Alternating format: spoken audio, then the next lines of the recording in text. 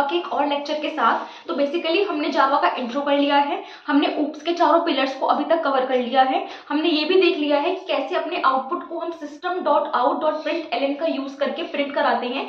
और last video में हमने ये डिस्कस किया था कि हम स्कैनर और कमांड लाइन आर्ग्यूमेंट्स के थ्रू यूजर से इनपुट कैसे लेते हैं। तो आज उसी डिस्कशन को आगे बढ़ाते हैं। तो यहाँ पे स्क्रीन पे एक प्रोग्राम लिखा हुआ है। एक बात मैं आपको क्लियर कर दूंगी, जो भी हमारा प्रोग्राम लिखा है बस हम उस प्रोग्राम का जो फंक्शन है उसको समझेंगे। इनमें जो जितने भी कीवर्ड्स हमने यूज किए हैं, जितने भी क्लासेस हमने यूज की हैं, वो सब मैंने ऑलरेडी आपको पहले इसकी 2 वीडियो में बहुत अच्छे से एक्सप्लेन किया है। तो अगर आपको इन सब कीवर्ड्स में कि क्या मतलब है आपकी पब्लिक का, क्या मतलब है आपकी चीजों का, ये सब समझना है, तो इसके लिए आप पहले की वीडियोस को चेकआउट कर सकते हैं। क्योंकि अब हम डायरेक्टली प्रोग्राम की बात करेंगे, बार बार रिपीटिशन से वीडियो लंबा होता है, तो इसलिए हम उन पे फोकस अब नहीं करेंगे जो हम ऑलरेडी कवर कर चुके हैं। तो चलिए स्टार्ट करते हैं डिस्कशन को। तो क्या लिखा हुआ है फर्स्ट लाइन पे? अच्छा, प्रोग्राम किस बारे में पहले ये देख लेते हैं। तो हमारा जो प्रोग्राम है वो 2 नंबर्स प्रोडक्ट कराने का है। बेसिकली सी लैंग्वेज में एक बहुत ही कॉमन प्रोग्राम होता है कि हम 2 नंबर्स को प्लस कराते हैं। तो मैथमेटिकल फंक्शंस क्या होते हैं? मैथमेटिकल फंक्शंस का मतलब होता है कि आप किसी नंबर का स्क्वायर निकाल रहे हो, वो भी एक मैथमेटिकल फंक्शन है। आप 2 नंबर्स को प्लस करा रहे हो, माइनस करा रहे हो, डिवाइड करा रहे हो, आप एवरेज निकाल रहे हो, लाइक आप परसेंटेज निकाल रहे हो। तो जो भी आपके बचपन से लेके अब तक के हमने मैथमेटिकल फंक्शंस पढ़े होते हैं, वही हमारे मैथमेटिकल फंक्शंस होते हैं और उन्हीं के हिसाब से हमें अपने कोड को लिखना होता है। तो हमारा जो प्रोग्राम है यहाँ पे एक मैथ फंक्शन के बारे में है। तो बेसिकली मुझे 2 नंबर्स का इनपुट लेना है यूजर से और फाइनली मुझे उन 2 नंबर्स को मल्टीप्लाई करके स्क्रीन पे उसका रिजल्ट जो होगा वो प्रिंट कराना है। तो देखते हैं कैसा होगा। तो जैसे कि मैंने आपसे कहा कि हम यूजर से इनपुट लेंगे, तो यूजर से इनपुट हम लेते हैं कमांड लाइन आर्ग्यूमेंट का यूज करके और आपके स्कैनर का यूज करके। तो यहाँ पे हम यूज करने वाले हैं स्कैनर को। ओके, देखते हैं। मैंने आपको बताया था कि जब जब आप स्कैनर का यूज करोगे यूजर से इनपुट लेने के लिए, तो आप इस लाइन का यूज करोगे। इस लाइन का प्रॉपर मीनिंग मैंने आपको पहले भी एक्सप्लेन कर दिया है, तो यहाँ हम डायरेक्टली यूज करेंगे, राइट। तो हमारा लाइन क्या है? import java.util.scanner। import का मतलब है कि हम यूजर से इनपुट लेने वाले हैं। जावा आपकी बेसिकली लैंग्वेज है। java.util अगर पूरा पढ़ूं तो मतलब एक पैकेज होता है जहाँ पे सभी कीवर्ड्स के मीनिंग डिफाइन होते हैं। और स्कैनर हमारा वो क्लास है जो यूज किया जाता है यूजर से इनपुट लेने के लिए। तो import java.util.scanner, राइट। उसके बाद अगला आता है हमारा पब्लिक। पब्लिक हम क्यों यूज करते हैं? तो पब्लिक हम इसलिए यूज करते हैं अपने कोड को पब्लिक एक्सेस देने के लिए। फिर हम क्लास कीवर्ड का यूज करते हैं। उसके बाद हमारा क्लास का नेम आता है। तो यहाँ पे मैं 2 नंबर्स की मल्टीप्लाई करा रही हूँ या प्रोडक्ट करा रही हूँ, तो मैंने अपनी क्लास का नेम क्या रखा है? प्रोडक्ट। तो जो प्रोडक्ट है यहाँ पर वो मेरा क्लास का नेम है। और क्योंकि क्लास का नेम है तो हमारा जो फर्स्ट लेटर है वो किस में आया है? कैपिटल में आया है। उसके बाद हमने यूज किया पब्लिक स्टैटिक वॉइड मेन को। सी में हम यूज करते हैं सिंपल वॉइड मेन को। यहाँ पे public static void main string ask पूरा लिखते हैं और मैंने ये पूरी लाइन आपको ऑलरेडी एक्सप्लेन कर रखी है कि इसका क्या मीनिंग निकलता है। उसके बाद ये क्या है? ये हमने यहाँ पे कमेंट लिखा है। तो जैसे आपने सी लैंग्वेज पढ़ी होगी या कोई प्रोग्रामिंग लैंग्वेज पढ़ी होगी इससे पहले, वहां पे हम कमेंट का यूज करते हैं। कमेंट बेसिकली क्या होते हैं? तो कमेंट वो लाइंस होती हैं जो अपने कोड में हम लिखते हैं, बट वो कोडिंग का पार्ट नहीं होते। बेसिकली कमेंट हम क्यों यूज करते हैं? तो मान लीजिए हमने एक बहुत बड़ा कोड लिखा, ये तो बहुत ही बेसिक कोड है, पर अगर हम बहुत बड़े डेवलपर बन गए और हमने बहुत बड़ा कोड लिखा, तो हमने मान लीजिए किसी कंपनी में काम किया, वो सॉफ्टवेयर बनाया, वहां पे कोड लिखा, उसके बाद मैंने वहां से जॉब छोड़ दी। अब मेरे बाद जो उस कोड पे आएगा तो वो उस कोड को कैसे समझेगा कि मैंने उसमें क्या किया है, राइट। तो वहां पे हम क्या लिखते हैं? वहां पे हम कमेंट लिखते हैं। तो कमेंट में बेसिकली ये लिखा होता है कि आप करने क्या वाले हो, बट वो आपके कोड का पार्ट नहीं होता, तो वो रन नहीं होता है, ठीक है। बस उसका मीनिंग लिखा होता है, तो उन्हें हम कमेंट्स बोलते हैं। तो बेसिकली हमने यहाँ पे कमेंट लिखा है, सिंगल लाइन कमेंट लिखा है मैंने, ये प्रोडक्ट ऑफ 2 नंबर। तो ये मेरे कोड का पार्ट नहीं है, ये बेसिकली मेरा कमेंट है जो ये बता रहा है कि इस पूरे प्रोग्राम में मैं 2 नंबर्स की मल्टीप्लाई करने वाली हूँ, राइट। तो कमेंट क्या होते हैं? कमेंट समझाने के लिए होते हैं कोड के मीनिंग को, और वो कोड का पार्ट नहीं होते हैं। It is just to make the understand, right. चलिए आगे बढ़ते हैं। तो ये हमारा मेन फंक्शन हो गया, प्रोग्राम स्टार्ट हुआ है। यहाँ पे हम आ गए हैं स्कैनर पे। तो स्कैनर क्या है? स्कैनर मेरी क्लास है जो मैं यूज करती हूँ यूजर से इनपुट लेने के लिए। उसके बाद मैंने आपको बताया था कि एससी क्या होता है? एससी यूजर डिफाइंड वेरिएबल होता है।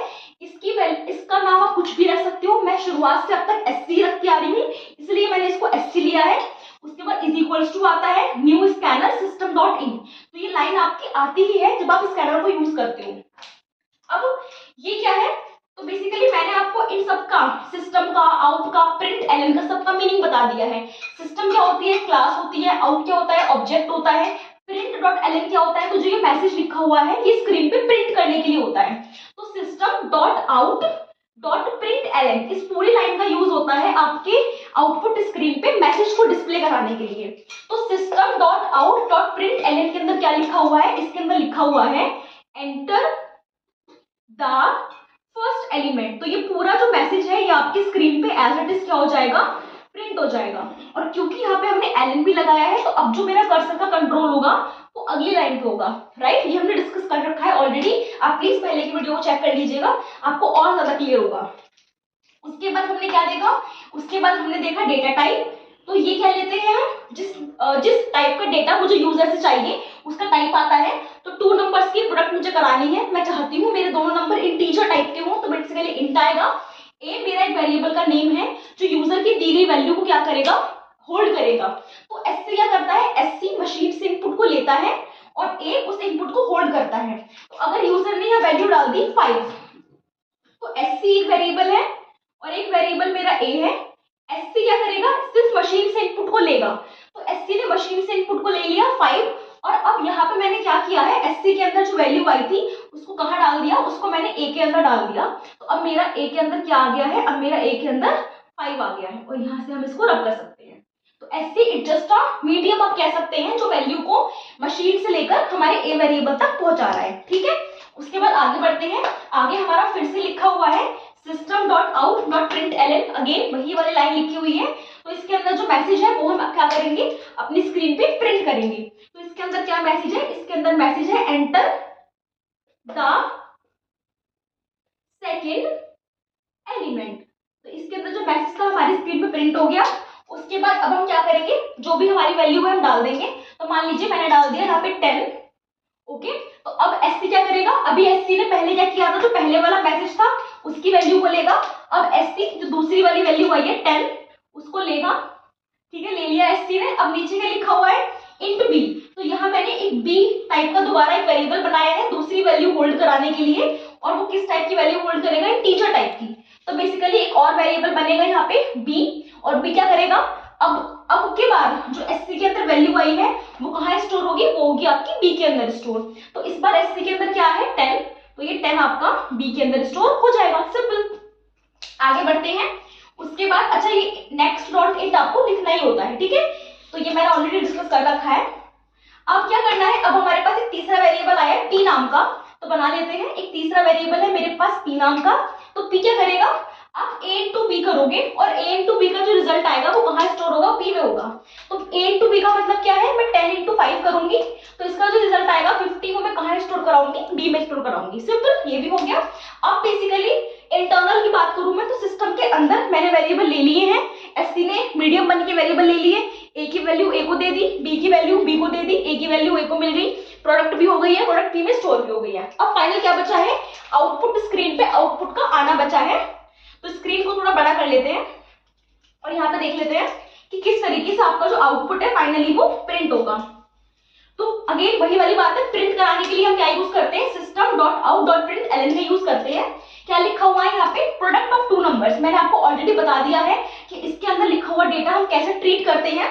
तो बेसिकली प्रोडक्ट ऑफ 2 नंबर, ये पूरी लाइन लिखी हुई है मेरे डबल इन्वर्टेड कोट्स में, यहाँ से स्टार्ट होकर कोड मेरे यहाँ खत्म हुए हैं। तो इसको मेरा जो कोड है वो ट्रीट करेगा एज ए स्ट्रिंग और आपकी स्क्रीन पे एज इट इज प्रिंट कर देगा। तो ये प्रोडक्ट ऑफ 2 नंबर आपका एज इट इज प्रिंट होगा स्क्रीन पे, प्रोडक्ट ऑफ 2 नंबर, क्योंकि इसे जो मेरा जावा का कंपाइलर है वो ट्रीट कर रहा है एज ए स्ट्रिंग, बिकॉज ये लिखा हुआ है डबल इन्वर्टेड कोट्स में। उसके बाद क्या लिखा हुआ है, प्लस। तो ये प्लस सिर्फ जोड़ने के लिए होता है, क्या जोड़ना है मुझे इसके साथ, p। तो बेसिकली p में क्या लिखा हुआ है, तो p में क्या लिखा है, p के अंदर लिखा हुआ है 50, तो ये 50 आपका आ गया। तो ये प्लस क्या कर रहा है, ये प्लस सिर्फ आपके p और इनको जोड़ के लिखने के लिए यूज हुआ है। तो प्रोडक्ट ऑफ 2 नंबर्स और p के अंदर क्या वैल्यू थी 50। तो इस तरीके से अपने प्रोग्राम को हम करेंगे सम ऑफ 2 नंबर्स को, और सॉरी प्रोडक्ट ऑफ 2 नंबर्स को। अगर आपको यहाँ पे सम करना है तो you have to just change the sign. अगर मुझे सम करना है तो क्या कर दूंगी मैं, यहाँ पर a प्लस बी कर दूंगी, सिंपल। अगर मुझे इसी में माइनस करना है तो a माइनस बी हम कर देंगे, डिवाइड करना है तो a डिवाइड बाई b कर देंगे। तो जो भी आपको वैल्यू करनी है, जो भी आपको ऑपरेशन परफॉर्म करना है उसके अकॉर्डिंग आप चेंज कर देंगे। बढ़ते हैं अपने नेक्स्ट प्रोग्राम की तरफ। अब हम स्टार्ट करते हैं अपने नेक्स्ट प्रोग्राम को। तो ये वाला जो प्रोग्राम होगा ये हम करेंगे कमांड लाइन आर्ग्यूमेंट्स की हेल्प से, जो हमने ऑलरेडी इससे पहले वाले वीडियो में डिस्कस किया था।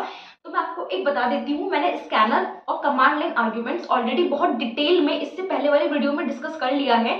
यहाँ पे सिर्फ मैंने उनके एग्जाम्पल प्रोग्राम्स कराए हैं। पहले मैंने स्कैनर का करा दिया था आपको 2 नंबर की मल्टीप्लाई का, अब हम करने वाले हैं दूसरा प्रोग्राम। तो बहुत डिटेल में मैं इस बारे में नहीं बताऊंगी, still I am trying. Okay, तो देखते हैं क्या है इसमें। तो प्रोग्राम क्या करना है, हमें नेम और सरनेम प्रिंट कराना है। कोई इंसान है, कोई बच्चा है, स्टूडेंट मान लीजिए या कोई मान लीजिए, हमें नेम और सरनेम को प्रिंट कराना है, साथ ही हमें वेलकम प्रिंट कराना है। तो बेसिकली हमें कमांड एंड आर्ग्यूमेंट्स की मदद से 3 चीज प्रिंट करानी है, नेम, सरनेम और आपका वेलकम। देखते हैं कैसे होगा। पहली बात, ये प्रोग्राम कमांड लाइन आर्ग्यूमेंट से हम करा रहे हैं, तो इसमें जो भी स्कैनर वाला कोड है वो नहीं आएगा। इंपोर्ट जावा डॉट यूटिल स्कैनर या स्कैनर का जो फंक्शन होता था वो इसमें यूज नहीं होगा, क्योंकि यहाँ पे हम यूज करेंगे कमांड लाइन आर्ग्यूमेंट्स को। स्टार्ट करते हैं। तो पहले हमने कहाँ से स्टार्ट किया, तो पब्लिक हमारा किस लिए होता है, पब्लिक को एक्सेस देने के लिए। क्लास हमारी क्लास होती है, क्लास का नेम क्या है, क्लास का नेम है वेलकम स्टूडेंट। तो ये आप जो देख रहे हैं ये बेसिकली मेरे क्लास का नेम है। वेलकम क्यों, क्योंकि मुझे वेलकम भी प्रिंट कराना है, और स्टूडेंट क्यों, क्योंकि मुझे स्टूडेंट का ही नेम और सरनेम प्रिंट कराना है। स्टार्ट किया हमने, फिर यहाँ पे हमने वॉइड मेन फंक्शन को लिखा है। तो मैंने आपको बता दिया है कि जावा के अंदर हम लिखते हैं पब्लिक स्टैटिक वॉइड मेन, और यहाँ पे हम लिखते हैं स्ट्रिंग और आर्क्स, और कमांड लाइन आर्ग्यूमेंट्स में इसी चीज का मेन रूल होता है। ठीक है, चलिए स्टार्ट करते हैं। अब यहाँ पे ये 2 लाइन है, इन्हीं में सब कुछ लिखा हुआ है। मैंने आपको बताया था इससे पहले वाली वीडियो में। देखिए बेसिकली हमें क्या क्या प्रिंट कराना है, तो हमें नेम कराना है प्रिंट, ठीक है, सरनेम कराना है और वेलकम कराना है। तो अभी वेलकम की बात हम नहीं करते हैं, अभी हम बात करते हैं नेम और सरनेम की। ठीक है, वेलकम की बात हम थोड़ी देर में करेंगे। तो नेम प्रिंट कराना है, तो जैसा कि आप देख सकते हैं कि अगर किसी व्यक्ति का नेम होगा तो ऑलरेडी वो स्ट्रिंग होगा, राइट। मैंने आपको बताया था इससे पहले वाले वीडियो में कि आप कमांड लाइन आर्ग्यूमेंट में जब कोई भी इनपुट लेते हैं, राइट, अगर आप अपने प्रोग्राम को कमांड लाइन आर्ग्यूमेंट से कर रहे हैं और आप यूजर से कोई भी इनपुट ले रहे हैं तो वो उसे एज अ स्ट्रिंग ट्रीट करता है, बताया था मैंने आपको। और अगर आपका इनपुट कोई न्यूमेरिक नंबर होता है, कोई फ्लोटिंग नंबर होता है, तो कुछ भी ऐसा डेटा होता है जो एक्चुअल में स्ट्रिंग नहीं है, उसको भी कमांड लाइन आर्ग्यूमेंट के अंदर एज ए स्ट्रिंग कंसिडर किया जाता है, क्योंकि वो यहाँ से पास होती है। और उसके बाद में हमारी जावा क्या करती है, उसको कन्वर्ट करती है। बताया था मैंने कि स्ट्रिंग हम इसलिए कंसिडर करेगा एज ए स्ट्रिंग, फिर वो कन्वर्ट हो जाएगा आपका अपने रिस्पेक्टिव डेटा टाइप में। बट यहाँ पे देखते हैं, यहाँ हमारा नेम है, तो नेम क्या है, नेम हमारा ऑलरेडी स्ट्रिंग होता है। तो अगर नेम मेरा ऑलरेडी स्ट्रिंग है और जावा भी उसे लेगा स्ट्रिंग की तरह, तो मुझे कन्वर्जन की रिक्वायरमेंट नहीं है। उसके अलावा सरनेम, तो लोगों के सरनेम क्या होते हैं, सरनेम भी स्ट्रिंग होते हैं, तो मुझे उसको भी कन्वर्ट नहीं करना। तो बेसिकली यहाँ पे ये एज ए स्ट्रिंग ही लेता है, नेम सरनेम ऑलरेडी स्ट्रिंग ही होते हैं, तो बेसिकली मुझे कन्वर्जन की रिक्वायरमेंट यहाँ पे नहीं है। ठीक है, उसके बाद हम देखते हैं यहाँ पे स्ट्रिंग और आर्क्स को। तो मैंने ये एक्सप्लेन कर दिया था, मैं शॉर्ट में आपको दोबारा बता देती हूँ। यहाँ पे मतलब क्या होता है, तो स्ट्रिंग क्या है, स्ट्रिंग आपका डेटा टाइप है, ठीक है, और आर्क्स क्या है, आर्क्स बेसिकली आपका एक एरे है, ठीक है, और यहाँ पे आप क्या पास करते हो, इसके अंदर आप आर्ग्यूमेंट्स पास करते हो, राइट। तो देखते हैं कैसे। तो यहाँ पे क्या लिखा है, यहाँ पे हमने लिखा है args 0 equal to string name equal to args 0। इसका मतलब क्या है, क्या बताया था आपको कि अगर आप यहाँ पे एक वैल्यू लिख रहे हो तो उसकी वैल्यू 0 होगी, अगर आप दूसरी वैल्यू लिखोगे तो उसकी वैल्यू 1 होगी। तो बेसिकली यहाँ पे क्या आएगा, आर्क्स 0 मतलब एक वैल्यू यहाँ आएगी, फिर आर्क्स 1 दूसरी वैल्यू यहाँ आएगी, अगर कोई तीसरी वैल्यू भी है तो आर्क्स 3 यहाँ आएगा,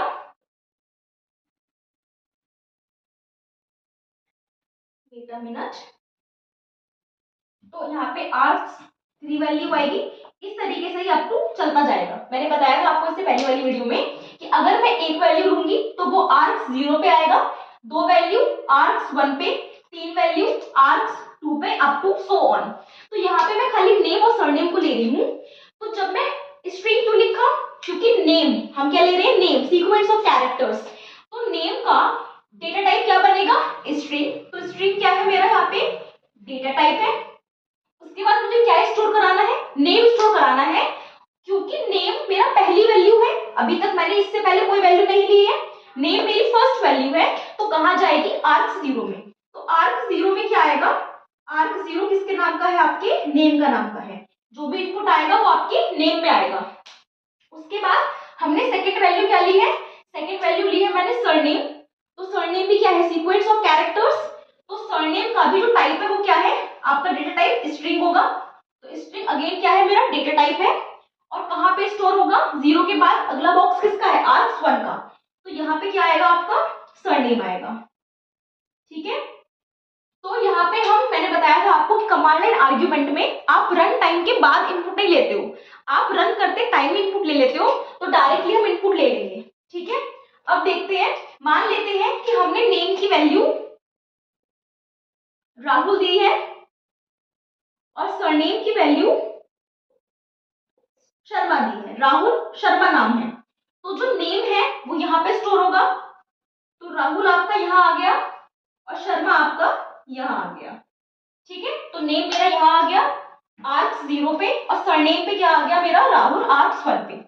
अब देखते हैं प्रिंट। अब आप सोच रहे होंगे कि नेम हो गया, सरनेम हो गया, लेकिन वेलकम तो हुआ ही नहीं। तो अब देखते हैं प्रिंट कराने के टाइम पे कि कैसे कैसे हमारी चीजें प्रिंट होंगी। तो स्क्रीन बना लेते हैं आउटपुट की।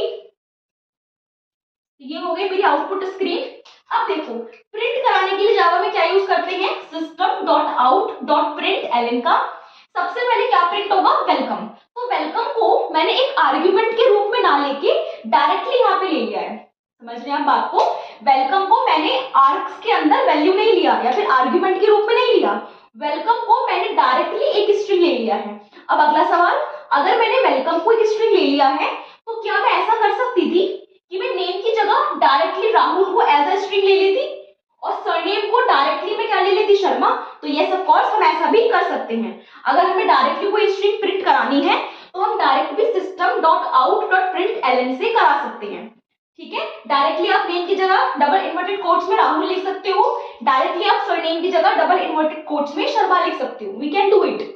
और हम ऐसा भी कर सकते थे कि वेलकम को डायरेक्टली हम प्रिंट ना कराकर उसे args 2 में ले लेते।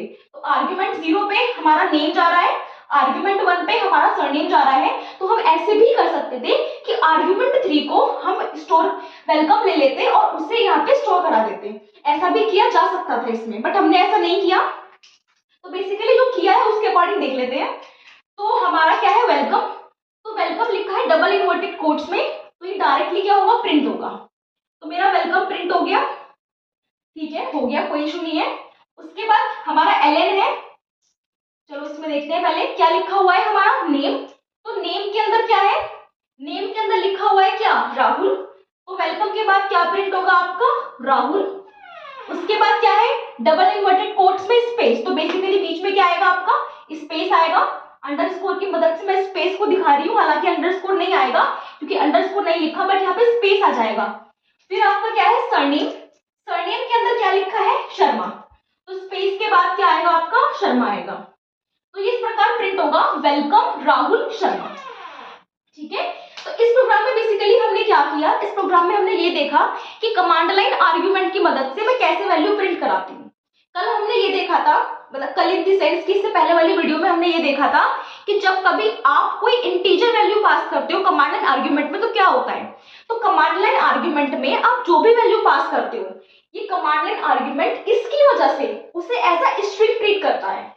और इसके बाद अगर आपकी वैल्यू एक्चुअल में स्ट्रिंग नहीं होती है, वो इंटीजर होती है, फ्लोट होती है, तो इसके बाद आप कोड लिखते हो उसे कन्वर्ट करने का। मान लीजिए मैंने 4 पास किया, तो क्योंकि ये कमांड लाइन आर्ग्यूमेंट है तो ये 4 को कैसे लेगा, स्ट्रिंग लेगा। लेकिन ये 4 एक्चुअल में स्ट्रिंग नहीं है, ये तो इंटीजर है, तो मुझे इसे इंटीजर में कन्वर्ट करना पड़ेगा। वो कैसे करते हैं वो हमने इससे पहले वाली वीडियो में ऑलरेडी डिस्कस कर रखा है। मान लीजिए मैंने 5.10 पास किया, अब अगर CLA के अंदर मैं 5.10 पास कर रही हूँ तो वो इसे एज ए स्ट्रिंग लेगा, but this is not a string, this is floating number. तो वी कैन कन्वर्ट, हम इसे कन्वर्ट करते हैं। अगेन कन्वर्ट कैसे करते हैं वो डिस्कस हमने कर लिया था। यहाँ हमने क्या किया, यहाँ हमने डायरेक्टली स्ट्रिंग पास किया है। अब अगर ये एज अ स्ट्रिंग ही ले रहा है और मैं directly as a string pass कर रही हूँ तो हमें किसी कन्वर्जन की आवश्यकता नहीं है यहाँ पे। तो डायरेक्टली हम args 0 में पहली स्ट्रिंग जो कि नेम नाम की होगी, डायरेक्टली args 1 में दूसरी स्ट्रिंग जो सरनेम नाम की होगी।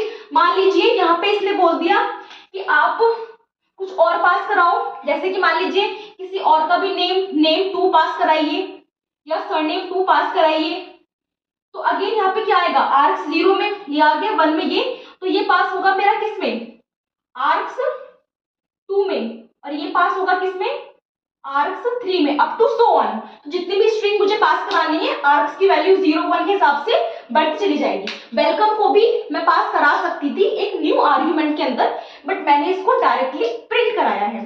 तो आई होप आपको समझ में आया होगा। जुड़े रहिए हमारी अगली वीडियोस के लिए, चैनल को सब्सक्राइब कर दीजिए। Thank you, stay connected.